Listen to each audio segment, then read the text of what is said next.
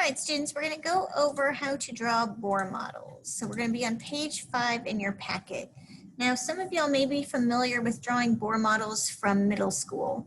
And to an extent, Bohr models are an okay representation of the atom. They're actually not an accurate representation of what the electrons are actually doing.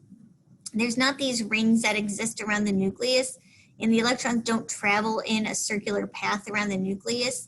And that's something we're going to talk more about when we get into our electron configurations next week. So you can tell how many electrons should fit in each energy level by the rule of 2n squared. 2n squared. N is representing the energy level, or in the Bohr model case, the ring. Okay? So in the first energy level, 1 squared is 1 times 2 is 2, so the first energy level can hold up to 2 electrons. In the second energy level, 2 squared is 4 times 2 is 8, so the second energy level can hold 8 electrons. The third energy level, 3 squared is 9 times 2 is 18, and this is where things get a little dicey because in middle school, they teach you that the third energy level can only hold 8 electrons, and that's actually not true. The third energy level can hold 18.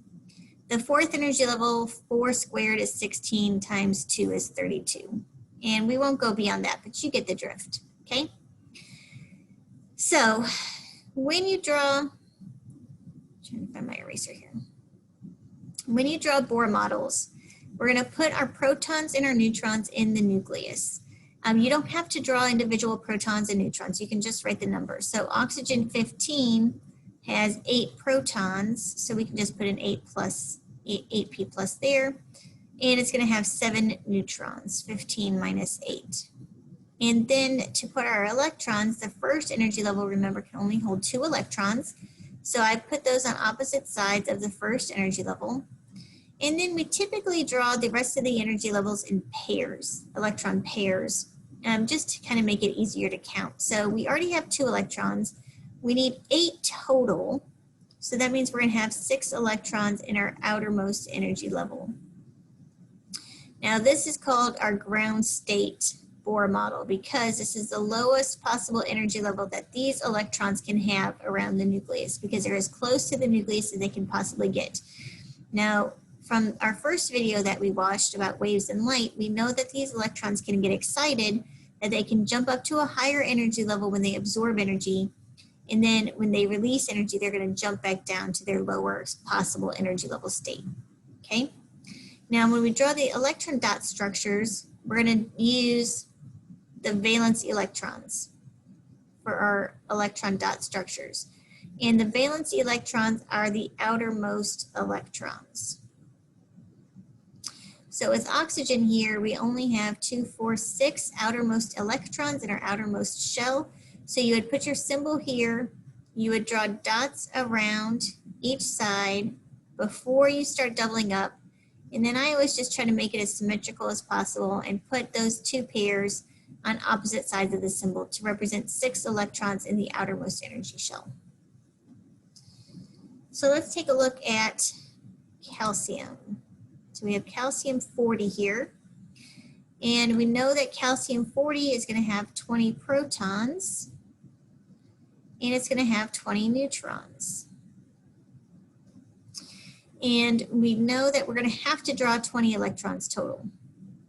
Okay, so the first energy level is going to have 2 electrons. It can hold only 2. So now we have 18 left. The next energy level can hold up to 8. So we're going to make 4 pairs of electrons in the second energy level here.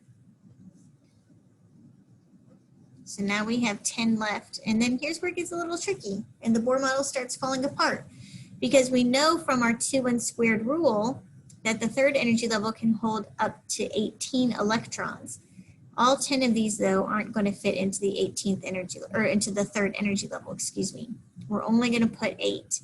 Now this is going to be confusing at this time, but when we talk about electron configuration next week, this will become clear why there's only 8 electrons in the third energy level, and we're going to put the last 2 in that 4th energy level. And when you look at calcium on the periodic table, you see that it's in the 4th row on the periodic table, which indicates that it has electrons in 4 energy levels.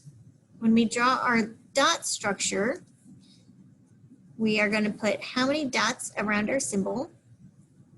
We're only going to put 2 because there's 2 dots on the outermost shell, so those dots are going to go on opposite sides of the symbol, like this.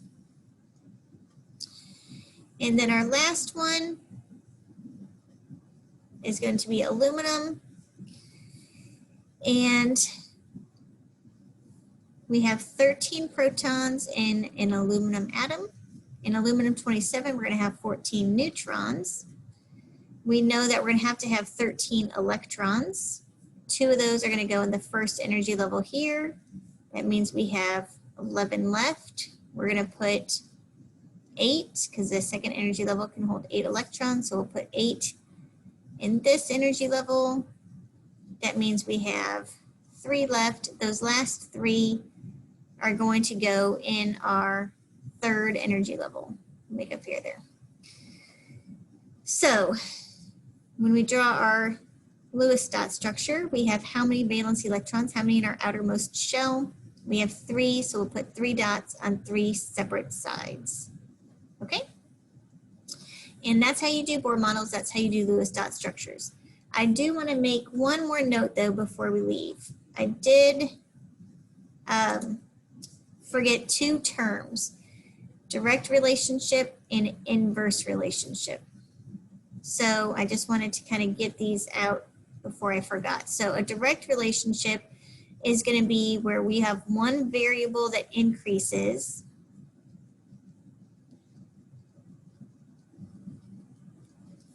and the other also increases.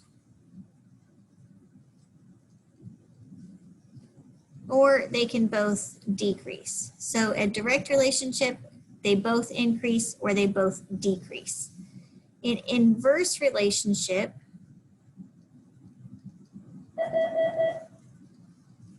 is where we have one variable that increases.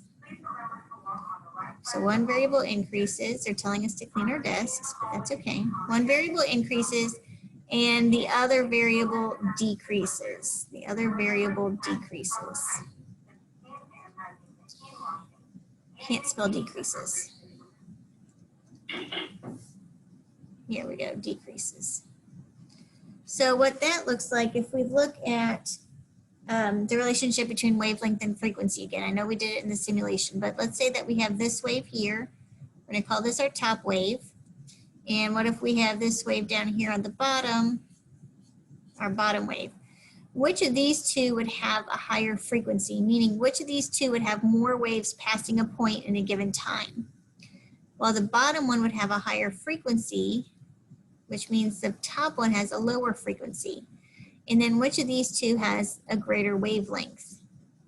Well, you can see that the top picture has a greater wavelength and the bottom picture has a lower wavelength. So this is an inverse relationship where one variable is increasing and the other is decreasing. Down here, the frequency is increasing, so the wavelength is decreasing. All right, so just make sure you know those 2 words there. And if you have any questions about Bohr models or drawing your Lewis structures, just let me know. Bye.